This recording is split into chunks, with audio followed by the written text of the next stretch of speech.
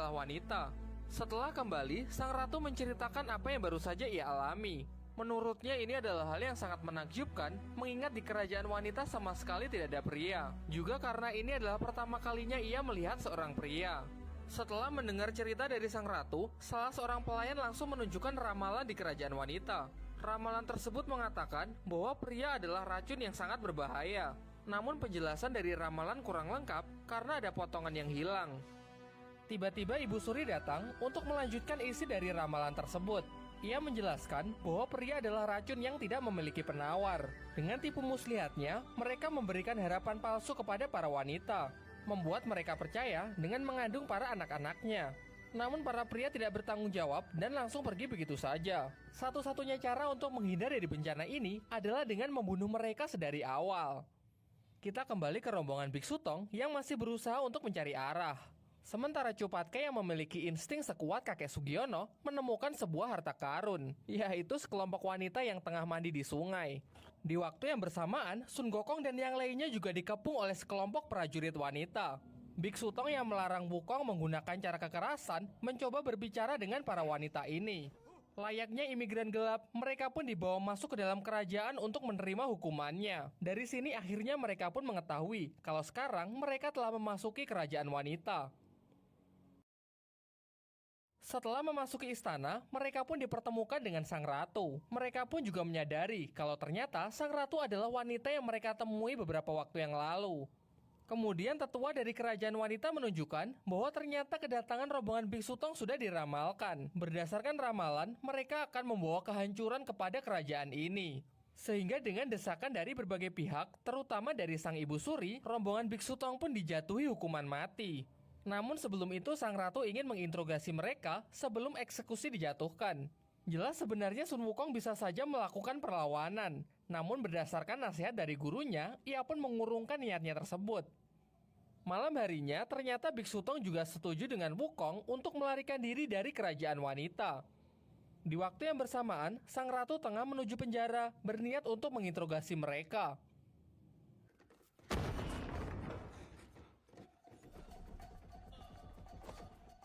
Setelah mereka semua sampai di perbatasan, ternyata kerajaan wanita dibatasi oleh sebuah perisai yang bahkan Sun Wukong sekalipun tidak dapat menembusnya. Hal ini memaksa mereka kembali ke penjara demi untuk menyusun rencana yang lain. Sementara itu, sang ratu yang telah tersadar melanjutkan tujuannya untuk menginterogasi Biksu Tong. Namun di sini sang ratu malah menyatakan perasaannya dan bahkan mengatakan kalau ia ingin menikahi Biksu Tong. Tentu saja Biksu Tong menolaknya karena ia masih memiliki tanggung jawab untuk mengambil kitab suci. Di sini sang ratu sama sekali tidak memaksa. Ia malah berjanji bahwa ia akan membantu rombongan Biksu Tong untuk bisa keluar dari kerajaan wanita. Keesokan harinya, tibalah waktu eksekusi. Di kerajaan wanita menjadi seorang pria adalah kejahatan besar sehingga mereka harus dihukum mati. Namun ternyata ini adalah bagian dari rencana sang ratu di mana ia menyamar sebagai seorang prajurit dan mengganti panah yang tajam menjadi panah yang tumpul. Ternyata rencananya adalah untuk memalsukan kematian dari rombongan Biksu Tong, setelah itu membawa mereka ke tempat yang aman untuk mencari cara agar bisa keluar dari kerajaan wanita. Xing.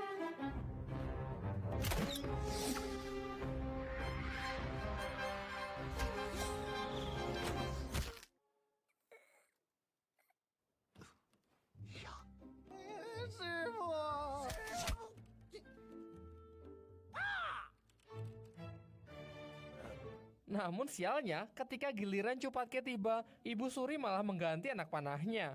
Ia beralasan kalau menjadi seorang pria memanglah kejahatan yang sangat besar, dan jika prianya jelek, kejahatannya menjadi berlipat ganda. Namun tidak perlu cemas, bagaimanapun juga Cupatke adalah jelmaan dari siluman, jelas dia tidak akan mati semudah itu. Setelah puas menyaksikan eksekusi tersebut, Ibu Suri pun menyerahkan jasad mereka ke para prajurit. Semua berjalan sesuai rencana, sang ratu berhasil membawa rombongan Biksu Tong ke tempat yang sangat aman, yaitu suatu tempat suci di kerajaan wanita. Di sini juga terdapat patung yang sangat besar yang merupakan patung dari leluhur mereka. Di sini sang ratu mengungkapkan bahwa ia sebenarnya juga tidak tahu bagaimana cara keluar dari kerajaan wanita, karena sudah berabad-abad lamanya tidak ada satupun orang yang mencoba keluar dari kerajaan ini. Tetapi masih ada harapan. Mereka meyakini bahwa pada potongan ramalan yang hilang terdapat petunjuk bagaimana cara keluar dari kerajaan wanita. Singkat cerita, di tempat ini jugalah mereka menemukan potongan yang hilang. Ternyata potongan ramalan tersebut hidup dan bisa berlari untuk mempermainkan mereka. Setelah terjadi adegan kejar-kejaran yang sangat kocak namun tidak terlalu penting untuk diceritakan, akhirnya Sun Wukong berhasil menangkap potongan ramalan tersebut. Setelah dibaca dengan teliti, ramalan tersebut mengatakan seseorang bisa saja keluar dari kerajaan wanita jika telah memahami arti dari cinta. Tetapi bahkan Biksu Tong mengungkapkan bahwa ia juga tidak terlalu paham dengan apa yang dimaksud. Kemudian salah seorang prajurit menyela, ia mengatakan bahwa ia pernah mendengar kisah cinta di kerajaan wanita. Diceritakan dahulu ada seorang gadis yang sangat penasaran dengan apa yang ada di luar kerajaan wanita. Secara misterius, ia menjalin hubungan dengan siluman sungai yang berada di luar perbatasan kerajaan wanita. Namun sayangnya tidak diketahui lebih lanjut bagaimanakah akhir dari kisah hubungan mereka berdua. Di sela cerita tersebut, tiba-tiba Wuqing dan Patke berteriak kesakitan. Begitu juga dengan Biksu Tong yang dilanjutkan dengan membesarnya perut mereka. Ternyata saat aksi kejar-kejaran tadi, Biksu Tong melakukan pengejaran hingga masuk ke dalam air. Begitu juga dengan Wuqing dan Patke yang terkena cipratan air. Air tersebut berasal dari mata air ibu dan anak, di mana jika seseorang menelannya, maka secara otomatis orang tersebut akan mengandung. Sebagai satu-satunya pria yang selamat, kini Sun Wukong pun diminta untuk segera mencari solusinya. Mengingat mereka hanya memerlukan waktu 9 hari untuk melahirkan, terlebih lagi mereka adalah laki-laki, jadi bagaimana caranya melahirkan? Beruntung salah seorang prajurit mengatakan bahwa di kerajaan wanita juga terdapat air penggugur kandungan. Tentu setelah diberitahu lokasinya, Sun Wukong pun langsung bergegas pergi ke tempat tersebut. Di sana Wukong menemui seorang pertapa yang ternyata adalah seorang banci. Setelah Wukong mengatakan maksud dan tujuannya, kemudian sang pertapa menjelaskan bahwa untuk mendapatkan obat penggugur kandungan dibutuhkan proses yang sangat lama dan membutuhkan waktu hingga ratusan tahun.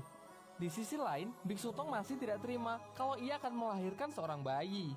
Kemudian sang ratu mencoba menjelaskan bahwa ini sama sekali bukanlah hal yang buruk. Jika janin itu digugurkan, lantas apa bedanya ia dengan membunuh? Setelah menyadari hal tersebut, secara perlahan-lahan Biksu Tong pun akhirnya bisa menerimanya. Di waktu yang bersamaan, sang pertapa pun mengungkapkan bahwa ternyata ada cara instan untuk mendapatkan obat penggugur kandungan, yaitu tepat di hadapannya, Wukong harus bisa menunjukkan cinta yang murni. Jelas Wukong tidak paham dan ia sama sekali tidak peduli dengan omong kosong itu. Ia malah menjelaskan bahwa dahulu ia adalah orang yang sangat kacau, sampai akhirnya ia bertemu dengan Biksu Tong yang mengangkatnya menjadi murid dan berjanji akan mengawalnya hingga mendapatkan kitab suci yang ia inginkan. Di luar dugaan, ternyata sang pertapa menganggap ini adalah cinta yang murni. Kini obat penggugur kandungan pun telah didapatkan yang ternyata berasal dari air mata sang pertapa itu sendiri. Tanpa berlama-lama, Wukong pun langsung kembali ke rombongannya. Namun yang mengejutkan, ternyata semuanya telah menerima janinnya dengan penuh sukacita. Bahkan Biksu Tong sendiri mengungkapkan bahwa kini ia tidak membutuhkan obat penggugur kandungan tersebut. Ia lebih memilih untuk melahirkan dan menunda misi ke barat. Dengan ilmu sihirnya, sontak Wukong langsung menghentikan waktu. Ia yakin kalau Biksu Tong pasti akan menyesali keputusannya ini suatu hari nanti. Sebab ia tahu kalau mendapatkan kitab suci untuk menyelamatkan umat manusia adalah keinginan terbesar dari gurunya. Setelah waktu kembali, obat tersebut pun telah bereaksi sehingga kini janin mereka semua telah gugur.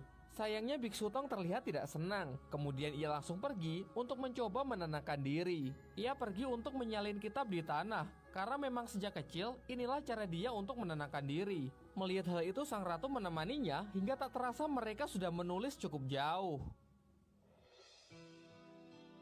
Tanpa disadari, ternyata Ibu Suri sudah berada di belakang mereka. Setelah mengetahui kepalsuan dari kematian Biksu Tong, sang ratu pun kembali menangkapnya.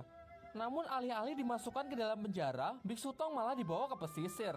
Daerah ini terkenal dengan nama lautan tak bertepi, sehingga dapat dipastikan siapapun yang berlayar di tempat ini pasti tidak akan kembali. Di pihak lain ternyata sang ratu menyadari rencana Ibu Suri yang ingin menghanyutkan Biksu Tong. Sadar bahwa ia tidak mampu melawan kehendak dari Ibu Suri, ia pun turut menemani Biksu Tong untuk hanyut menyusuri laut.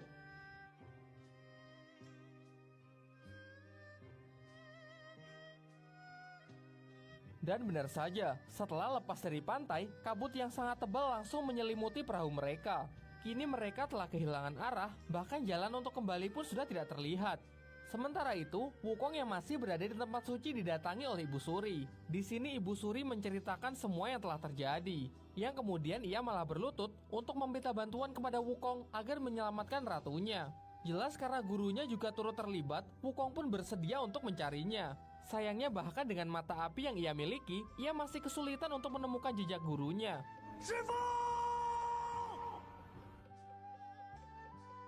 Biksu Tong bersama sang ratu masih terombang-ambing di atas perahu. Meskipun kabut telah menghilang, namun sejauh mata memandang, mereka hanya bisa melihat lautan. Meskipun sepertinya belum cukup lama mereka memasuki laut, namun entah bagaimana rasanya sudah seperti berbulan-bulan. Tentu sebagai manusia biasa, mereka juga memerlukan kebutuhan biologis. Biksu Tong yang dengan ikhlas menawarkan dirinya untuk dimakan, tentu membuat sang ratu menjadi sangat tersentuh.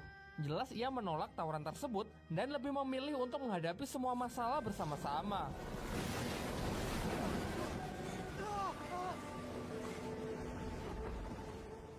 Setelah badai berlalu, akhirnya perahu mereka menyentuh daratan. Ternyata inilah yang dimaksud dalam ramalan. Cinta murni dari sang ratu membuat gerbang kerajaan wanita menjadi terbuka. Di tengah lautan yang mencolok, akhirnya Sun Wukong berhasil menemukan gurunya.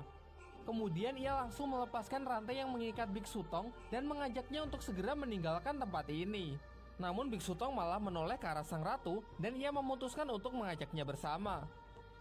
Ketika sang ratu mencoba untuk mengikutinya, ternyata perisai menahannya. Hal ini menunjukkan bahwa ia memang tidak diizinkan untuk keluar dari kerajaan wanita. Dan saat ia mencoba memaksa, tiba-tiba seluruh kerajaan wanita pun menjadi batu.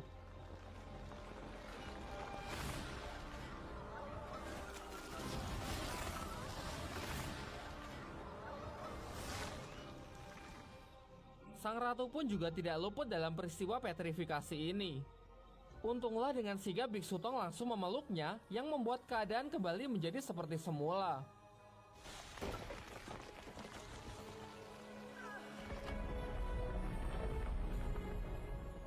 Terbukanya gerbang kerajaan wanita ternyata dimanfaatkan oleh siluman sungai yang berniat menyusup ke dalamnya. Dari sini akhirnya pun terungkap bahwa kisah cinta seorang gadis dengan siluman sungai sebelumnya adalah masa lalu dari Ibu Suri. Dahulu Ibu Suri memutuskan hubungan mereka karena ia terikat takdir yang menjadikannya ratu selanjutnya di kerajaan wanita. Sementara itu, Biksu Tong memutuskan untuk tinggal sebentar lagi di kerajaan wanita sampai sang ratu pulih. Di sana kemudian ia didatangi oleh Dewi Kuan Im yang memberikan ia pencerahan atas masalah ini. Malam harinya, ketika Ibu Suri tengah menggelar upacara pemanjatan doa untuk mendapatkan keselamatan sang ratu, tiba-tiba ia didatangi oleh siluman sungai. Meskipun Ibu Suri cukup terharu karena sang siluman sungai telah menantinya selama 20 tahun, namun ia tetap menolak untuk melanjutkan hubungannya setelah ia mendengar kalau sang ratu telah siuman. Hal ini karena ia masih merasa memiliki tanggung jawab untuk membimbing sang ratu untuk memimpin kerajaan wanita. Siluman sungai yang tidak bisa menerima keputusan itu mengamuk dan berniat untuk membunuh sang ratu. Sampai pada akhirnya Sun Wukong pun bertarung melawannya.